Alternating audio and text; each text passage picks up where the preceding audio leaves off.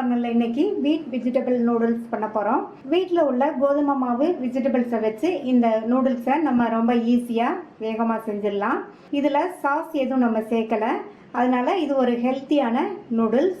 இப்போ எப்படி பண்ணுறதுன்னு பார்க்கலாம். இது வரைக்கும் தமிழ் ஃபுட் கார்னர் சேனலை சப்ஸ்கிரைப் பண்ணாதவங்க சப்ஸ்கிரைப் பண்ணிவிட்டு பக்கத்தில் உள்ள பெல் பட்டனையும் கிளிக் பண்ணிக்கோங்க. இந்த மிக்சிங் பவுலில் 1.5 கப் கோதுமை மாவு, இந்த மாவுக்கு தேவையான அளவு உப்பு, 2 டேபிள் ஸ்பூன் எண்ணெய்,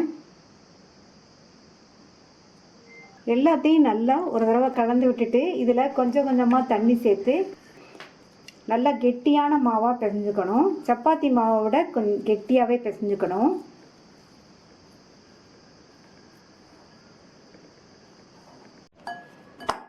நூடுல்ஸ்க்கு மாவு பிசைகிறது ரொம்ப முக்கியம். தண்ணி வந்து ரொம்ப சேர்த்துறாம கவனமாக கொஞ்சம் கொஞ்சமாக சேர்த்து பிசைஞ்சுக்கணும். இந்த மாதிரி நல்லா சப்பாத்தி மாவை விட நம்ம கெட்டியாக பிசைஞ்சாதான் நூடுல்ஸோட டெக்ஸ்சர் வந்து நல்லாயிருக்கும். மாவு நல்லா பிசைஞ்சாச்சு. இப்போ இந்த அச்சு வச்சு நம்ம பிழிஞ்சிடலாம். நூடுல்ஸ்க்கு இந்த மாதிரி சைஸ் உள்ள ஹோல் தான் சரியாக இருக்கும்.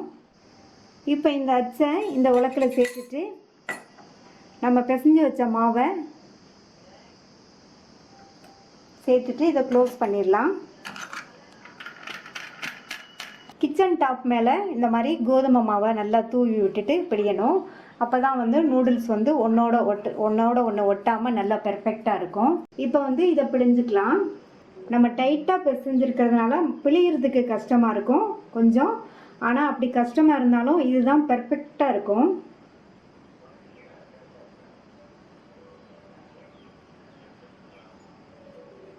இந்த மாதிரி கொஞ்சம் பிழிஞ்சிட்டு இது மேலே லைட்டாக மறுபடியும் மாவு தூவிக்கணும்.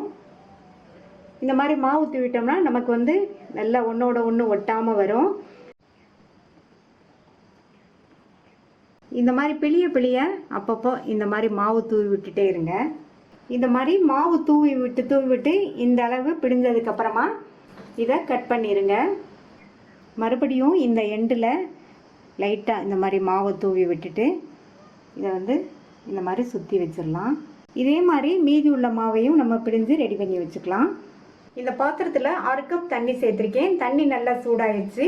இதில் 1 டேபிள் ஸ்பூன் எண்ணெய் சேர்த்து நல்லா ஒரு தடவை கலந்து விட்டுருங்க. இந்த தண்ணி வந்து நல்லா கொதிச்சு வரட்டும்.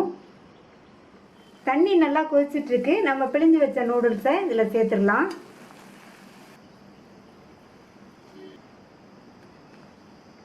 நூடுல்ஸ் சேர்த்ததுக்கப்புறமா கரண்டி எதுவும் போட வேண்டாம். ஹை ஃப்ளேம்லேயே வச்சுருக்கேன். இது வெந்து வர்றதுக்கு 4லேருந்து 5 நிமிஷம் ஆகும். இப்போ 5 நிமிஷம் ஆச்சு. நூடுல்ஸ் வந்து கரெக்டாக வெந்துருச்சு. இப்போ இதை வடிகட்டிடலாம். ஒரு பாத்திரத்து மேலே இந்த வடிகட்டியை வச்சு வடிகட்டிக்கலாம்.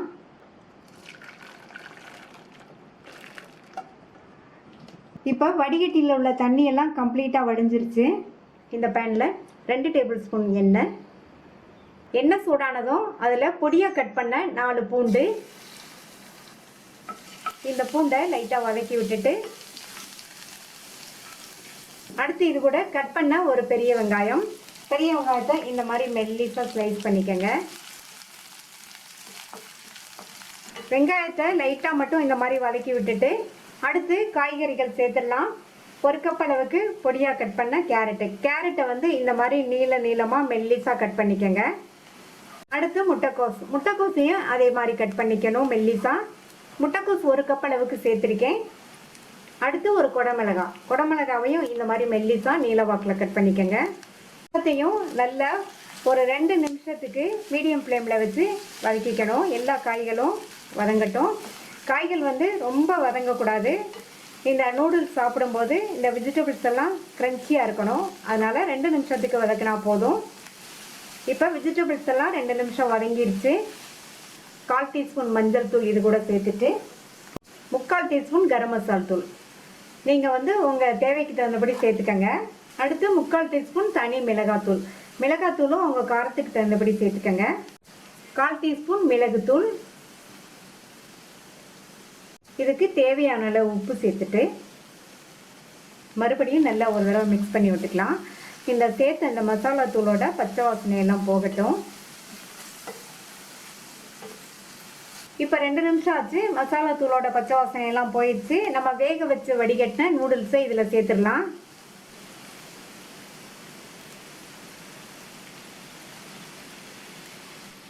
ஸ்டவ்வை சிம்மில் வச்சுட்டு இந்த மசாலா, இந்த சேர்த்த நூடுல்ஸ் எல்லாம் நல்லா ஒன்றா மிக்ஸ் ஆகிற மாதிரி நல்லா இந்த மாதிரி மெதுவாக கலந்து கொடுத்துக்கணும்.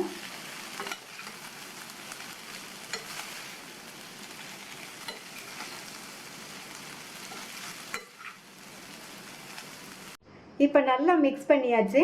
ஸ்டவ் ஆஃப் பண்ணிவிட்டு இதில் 1 டீஸ்பூன் லெமன் ஜூஸ் சேர்த்துடலாம். லெமன் ஜூஸ் சேர்த்துட்டு மறுபடியும் நல்லா ஒரு தடவை மிக்ஸ் பண்ணி கொடுத்துருங்க.